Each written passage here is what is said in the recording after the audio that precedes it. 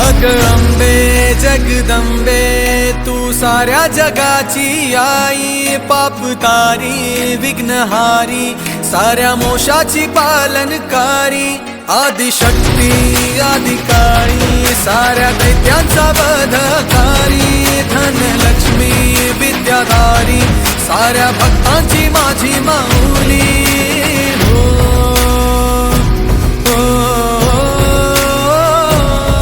आई अंबेचा उदो माझ्या माऊलीचा उदो, अंबा भवानी आईचा उदो माझ्या माऊलीचा उदो, आई अंबेचा उदो माझ्या माऊलीचा उदो, अंबा भवानी आईचा उदो माझ्या माऊलीचा उदो। దేవాది దేవైన పార్వతీదేవి ఆదిశక్తి స్వరూపాలను తెలుసుకోవాలనుకుంటున్నారా? అంకాలి దశ విద్యలలో ఒకటైన చోదేశ్వరి దేవి గురించి తెలుసుకోవాలనుకుంటున్నారా? కాశీ నుంచి అమ్మవారు బ్రాహ్మణులకు సాక్ష్యం చెప్పడానికి ఎందుకు వచ్చిందో తెలుసుకోవాలనుకుంటున్నారా? హావ్యర్స్ నమస్తే, వెల్కమ్ టు తేజ్ బ్లాగ్స్.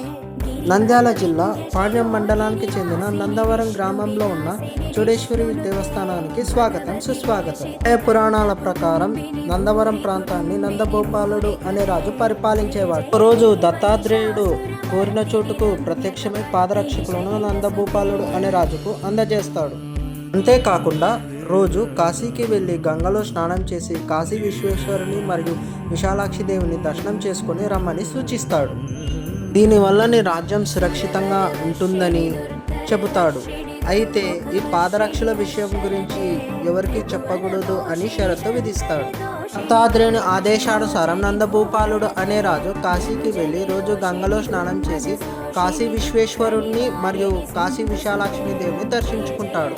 తిరిగి రాజ్యానికి చేరుకునేవాడు. ప్రతిరోజు తన భర్త ఎక్కడికి వెళ్తున్నాడో భార్యకు అనుమానం వస్తుంది.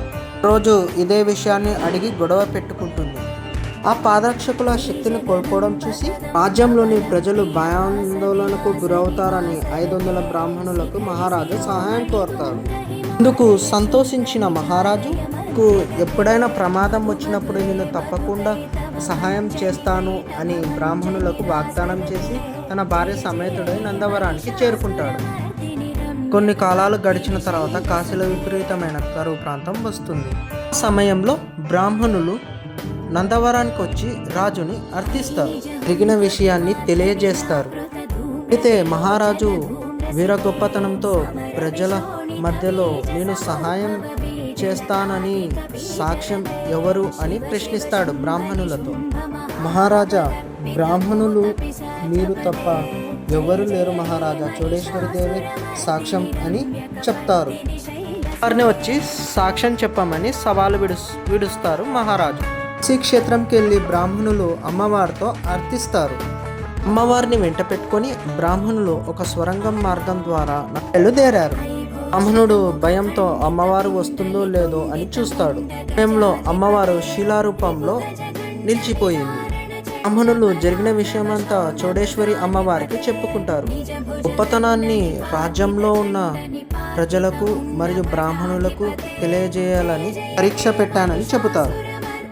గ్రామంలో ఈ ఆలయాన్ని సందర్శించడానికి 1 కిలోమీటర్ ఉంటుంది. ఒక సమయంలో నందవరం గ్రామాన్ని ఆనందవరం అని కూడా పిలిచేవారు. ఇక్కడ అమ్మవారు ఎడమ చేతిలో కత్తి, త్రిశూలము, నాగపాము, కుడి చేతిలో డమరుకము గిన్నె పట్టుకొని దర్శనమిస్తుంది. కాశీ విశాలాక్షి దేవిని చోడేశ్వరి దేవి అని కూడా పిలుస్తారు. నందవర క్షేత్రంలో దసరా శరన్నవరాత్రులు మరియు ఉగాది రాయబార బ్రహ్మోత్సవాలు, జ్యోతి మహోత్సవాలు ఘనంగా నిర్వహిస్తారు. క్షేత్రం ఆదివారం, మంగళవారం, శుక్రవారంతో భక్తులతో కిటకిటలాడుతుంది.